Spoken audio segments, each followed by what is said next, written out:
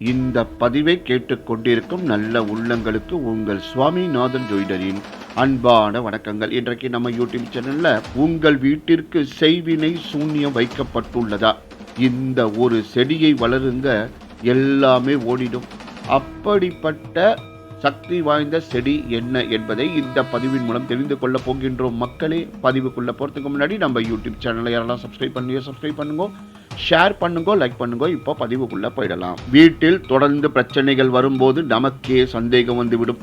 நம்முடைய வீட்டில் எதிர்மறை ஆற்றல் அதிகம் இருக்கின்றதோ, கண்ணுக்கு தெரியாத பேய் பிசாசுகளின் சேட்டையாக இருக்குமோ, அல்லது யாரேனும் நமக்கு தெரியாமல் செய்வினை பில்லி சுனியம் வைத்து விட்டார்களோ, எதனால் இவ்வளவு பிரச்சனைகள், எதனால் எதிர்பாராத கஷ்டங்களும் மரணங்களும் நம் வீட்டை தொடர்த்துகின்றது என்ற சந்தேகம் நமக்கு இருக்கும். சில வீட்டில் சில பேரால் நிம்மதியாக வாழவே முடியாது. மன அமைதி இழந்து பித்து பிடித்தது போல இருப்பார்கள்.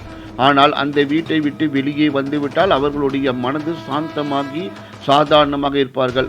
அப்போது அந்த வீட்டில் நமக்கு தெரியாத ஏதோ ஒரு குறை உள்ளது என்று அர்த்தம். இப்படிப்பட்ட சந்தேகங்கள் உங்களுடைய வீட்டில் இருந்தால் நீங்கள் இந்த பரிகாரத்தை செய்து பாருங்கள். உங்கள் சந்தேகத்திற்கான பதில்கள் உடனடியாக கிடைத்துவிடும்.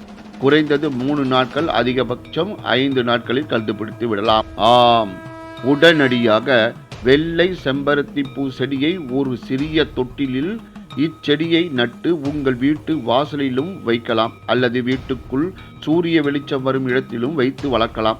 இந்த செடி எதிர்மறை ஆற்றல் இருக்கும் இடத்தில் நிச்சயமாக வளராது. 3 நாட்களில் அந்த செம்பருத்தி பூ செடி பட்டு போய்விட்டால், அதாவது வாடிவிட்டால், உங்களுடைய வீட்டில் எதிர்மறை சக்திகள் அதிகமாக இருப்பதாக அர்த்தம்.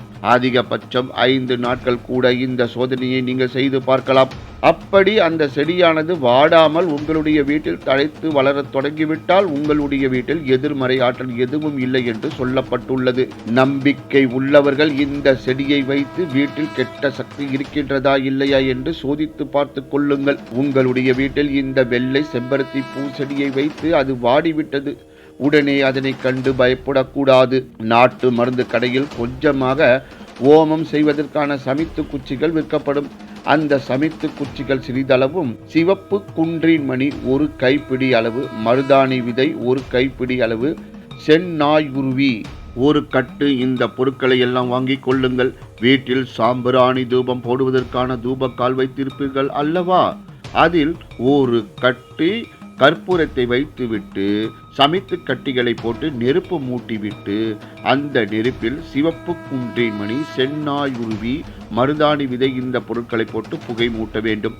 இந்த புகையை உங்கள் வீடு முழுவதும் காண்பிக்க வேண்டும். வாரம் 1 முறை வெள்ளிக்கிழமையில் இந்த சிறிய ஓமத்தை உங்கள் வீட்டில் செய்து வர வேண்டும். 3 வெள்ளிக்கிழமைகள் தொடர்ந்து செய்வதால் உங்கள் வீட்டை பிடித்த கெட்ட சக்திகள் வீட்டிலிருந்து வெளியே ஓடிவிடும். அதிகப்படியான கண் திருஷ்டி இருந்தாலும் இந்த வெள்ளை செம்பருத்தி பூ செடி அந்த இடத்தில் வளராது.